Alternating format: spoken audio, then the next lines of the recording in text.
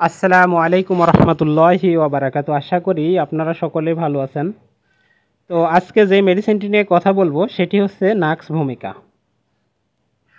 প্রথমেই বলি নাক্স ভূমিকার প্রস্তুত প্রণালী।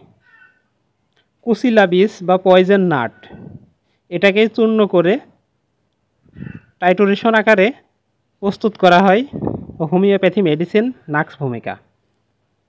দৈনিক আহার্য দ্রব্যের মধ্যে যেমন লবণ হোমিওপ্যাথি ফার্মাকপিয়ার মধ্যে তেমনি নাক্স ভূমিকা। এই ওষুধটি দ্বারা মানব দেহের প্রায় 3/3 অংশ রোগকে আরোগ্য করা সম্ভব হয়। বিশেষ করে অনেক লেখকগণই বলছে, অনেক ডাক্তারই বলছে যে হোমিওপ্যাথির ভিতরে যদি আমাকে প্রশ্ন করা হয় সর্বোচ্চ বা প্রথম বা 1 নম্বরে কোন মেডিসিনটি আপনি নেবেন, তো বেশিরভাগ ডাক্তারগণ বলছেন প্রথমেই তো আমি নেব হচ্ছে একোনাইট, আর দ্বিতীয় স্থানেই নেব নাক্স ভূমিকাকে। তাই এই নাক্স ভূমিকার খুবই গুরুত্ব আর কি। এই নাক্স ভূমিকা ব্যবহারে মানে এমন কোনো ডাক্তার পাবেন না যার চেম্বারে এই নাক্স ভূমিকা মেডিসিনটি পাবেন না।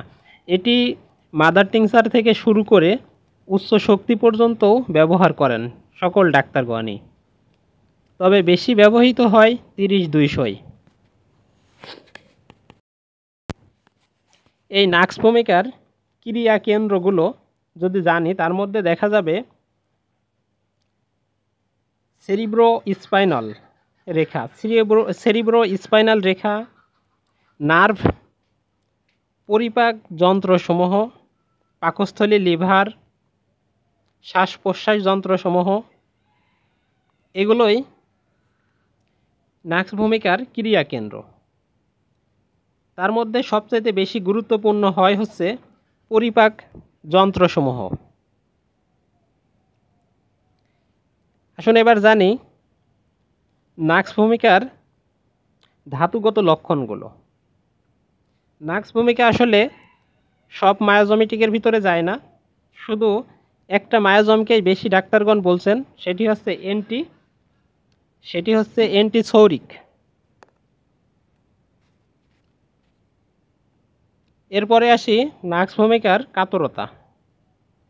আমরা জানি যে প্রত্যেকটি মেডিসিনেরই কাতরতা বা কোন মেডিসিন কোন আবহাওয়াকে সহ্য করতে পারে না, এটাকেই কাতরতা বলা হয়।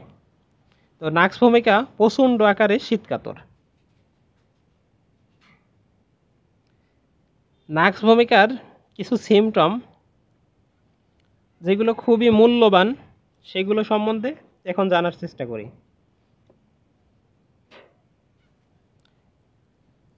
নাক্স ভূমিকা অতিরিক্ত মানসিক পরিশ্রম বা অতিরিক্ত ইন্দ্রিয় সেবা কিংবা অতিরিক্ত রাত্রি জাগরণের কারণেই বেশি অসুস্থ হয়।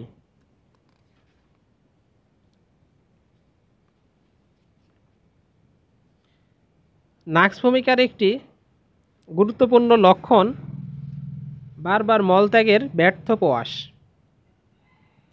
এই যে বারবার মলত্যাগের ব্যর্থ প্রকাশ, এটি হচ্ছে মনে হয় যেন যে খুব দ্রুতই আমাকে বাথরুম যেতে হবে, কিন্তু বাথরুম গেলে দেখা যাচ্ছে যে বাথরুম হচ্ছে না।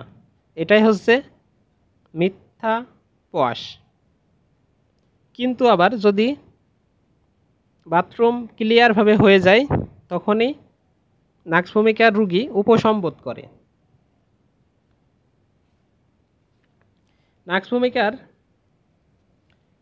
আরেকটি সিমটম শীতকাতরতার সাথে স্পর্শকাতরতাও আছে। শীতকাতরতার সাথে স্পর্শকাতরতাও আছে। তবে নাক্স ভূমিকার রুগী পরিষ্কার পরিচ্ছন্নতা পছন্দ করে। নাক্স ভূমিকার একটি সিমটম, যে সিমটম নিয়ে বেশ ডাক্তারগণ এই মেডিসিনটিকে ব্যবহার করেন, এই সিমটমটি হচ্ছে জিদ বা মনের দৃঢ়তা। এক কথায় জিদ মানে জেদ বা জেদি, মনের দৃঢ়তা মানে মনে কিছুটা দেরি ঈশা ও কঠোরতাও এই নাক্স ভূমিকায় আছে।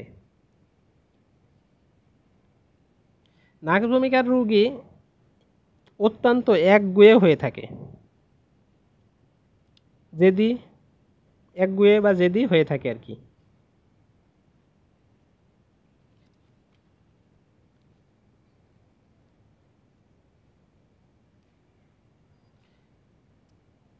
নাক্স ভূমিকাকে সবচাইতে বেশি আমরা যেখানে প্রয়োগ দেখি সেটি হচ্ছে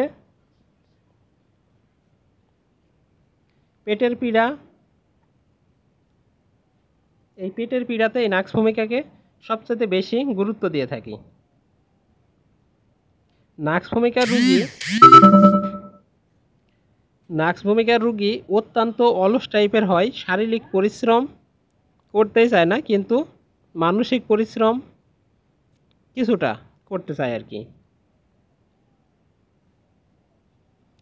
নাক্স ভূমিকার রুগীও উগ্রদ্রব্য, মদ বা মাদক সেবন করে অনেক সময় নাক্স ভূমিকার রুগীতে পরিণত হয়।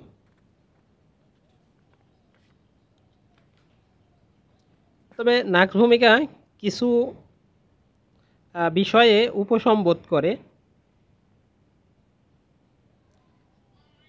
মলমূত্র পরিষ্কার হলে, মানে মলমূত্র যদি ক্লিয়ারভাবে ত্যাগ হয় তখনই এ উপসম্বোধ করে। আর কিছু সময়ে উপসম্বোধ করে, যেমন সন্ধ্যাতে নাক্স ভূমিকা বেশ উপসম্বোধ করে, বিশ্রামে উপসম্বোধ করে, ভিজা আবহাওয়ায়ও উপসম্বোধ করে, গরম ঘরে, গরম পানীয়ে, উত্তাপে এগুলোতে একটু কষ্টবোধ করে। নাক্স ভূমিকার সঙ্গে আমরা যেই মেডিসিনগুলো ব্যবহার করব না, এ ব্যাপারে একটু বলি।